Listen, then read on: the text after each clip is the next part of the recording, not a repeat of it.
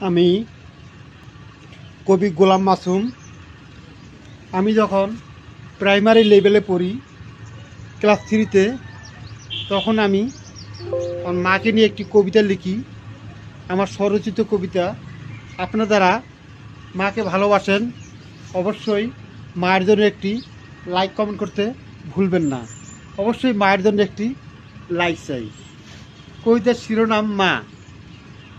মাগো তুমি কেমন আছো বলো না সত্যি করে, তোমার কথা মনে পড়লে অনেক কষ্ট লাগে। দিনের শেষে যখন আমি বিছানা শুতে যাই, স্বপ্নের মাঝে তোমায় দেখে অনেক শান্তি পাই। কত যে মায়া লুকিয়ে আছে তোমার বুকের মাঝে, শান্ত স্নিগ্ধ কোলটি তোমার শুধুই মনে পড়ে।